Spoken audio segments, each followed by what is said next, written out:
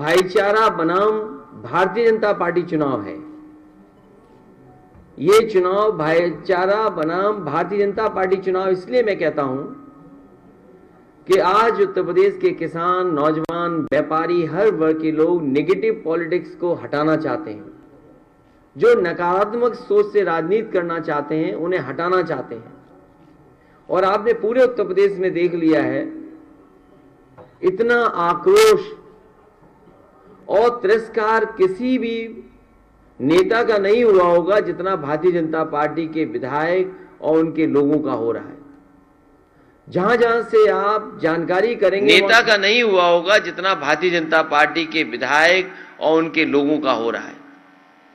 जहां जहां से आप जानकारी करेंगे वहां खबरें आ रही हैं कि भारतीय जनता पार्टी के नेता जिन गांव में जा रहे हैं वहां जनता आक्रोश में है और कई जगह इनके विधायक, इनके नेताओं को तिरस्कार का सामना करना पड़ रहा है। कल ही देश का बजट आया, कहते हैं अमृत काल का बजट है, अमृत बजट है। तो पिछले जितने भी बजट थे वो क्या जहर थे? ये भारतीय जनता पार्टी के लोग सोचते हैं कि हम शब्दों के खिलवाड़ से लोगों को भ्रमित कर सकते हैं। अमृत काल का बजट, अमृत बजट कहना, पिछले जो भी बजट थे वो जहर समान थे क्या? और अगर हम सही मायने में देखें तो भारतीय जनता पार्टी भी देखिए क्या है, गरीबों के लिए हीरे सस्ते किए हैं, चप्पल जूते सस्ते किए हैं। कितने गरीब को लाभ होगा हीरा अगर सस्ता हो जाएगा तो? जूते चप्पल सस्ते किए। और सच तो यह है कि रोजगार को लेकर के और अपनी परेशानी को लेकर के लोगों के जूते घिस गए हैं। एक भी परेशानी का ये निराकरण नहीं कर पाए हैं। इसलिए जहां Bharatiya Janata party negative politics कर रही, नकारात्मक राजनीति कर रही है, गठबंधन भाईचारा को लेकर के आगे बढ़ेगा। मुझे खुशी है कि शामली में भाईचारा का स्तंभ बनेगा। तीनों के तीनों प्रत्याशी गठबंधन के ऐतिहासिक जीत करके जाएंगे। हम भरोसा दिलाना चाहते हैं जनता को, जो समाजवादी पार्टी और गठबंधन ने वादे किए उन वादों को पूरा करेंगे।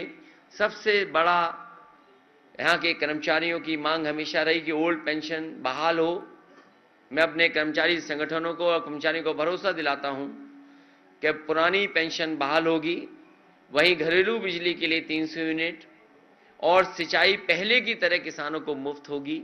ये सरकार ऐसी है जो खाद नहीं दे पाई, अभी भी चीनी मिलों का भुगतान नहीं कर पाई। और जहां पर बिजली उत्पादन बढ़ाना चाहिए था, भारतीय जनता पार्टी ने केवल बिजली महंगी की है। जिसके पास भी बिजली का बिल आता होगा उसे जरूर बिल देख करके करंट लगता होगा। हम दोनों लोग, गठबंधन के लोग, एक उम्मीद के साथ जनता के बीच में आए हैं।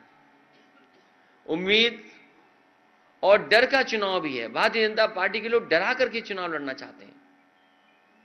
मैं आने वाले समय में भरोसा दिलाता हूं कि जिस तरीके से 100 नंबर जो अब 112 हो गई है, पहले तय था कि हर 8 किलोमीटर पे एक गाड़ी होगी या 12 किलोमीटर के बीच में गाड़ी होगी। अगर कानून व्यवस्था को और ठोस कानून व्यवस्था मजबूत करने के लिए अगर गाड़ियों को बढ़ाना भी पड़ेगा और फोर्स को बढ़ाना पड़ेगा तो समाजवादी सरकार में फोर्स बढ़ेगी। अभी तो पुलिस को जो इंतजाम किया था कि 15 मिनट में पहुंच जाए, 20 मिनट में पहुंच जाए, लेकिन जब गाड़ियां दुगनी हो जाएंगी तो मैं समझता हूं पुलिस का रिस्पांस सिस्टम जो बनाया था समाजवादियों ने, वो कम समय में मदद के लिए पहुंच जाएगा और जो भी कानून व्यवस्था के साथ खिलवाड़ करेगा उसके ऊपर सख्त से सख्त कार्रवाई होगी। मैं ये भरोसा दिलाता हूं। इन्हीं शब्दों के साथ मैं एक बार फिर शामली की जनता से और आसपास के हमारे जितने भी पहले चरण के चुनाव हैं, मैं अपील करता हूं अपने प्रेस के साथियों के माध्यम से कि एक एक प्रत्याशी को जिताने का काम करें। लगातार हम लोग जा करके अपील कर रहे हैं कि जिताएं। यहां के इस गठबंधन और समाजवादी पार्टी के जो प्रत्याशी हैं, प्रसन्न चौधरी जी, मैं उनके समर्थन में आपसे अपील करता हूं उनकी मदद करें।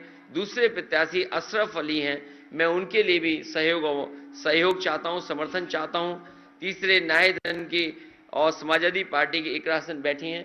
मैं समाजवादी पार्टी के प्रत्याशी उनके समर्थन में भी और उनके सहयोग में भी आप सबसे अपील करता हूं कि ऐतिहासिक वोट देकर के ऐतिहासिक जीत दिलाने का काम करें।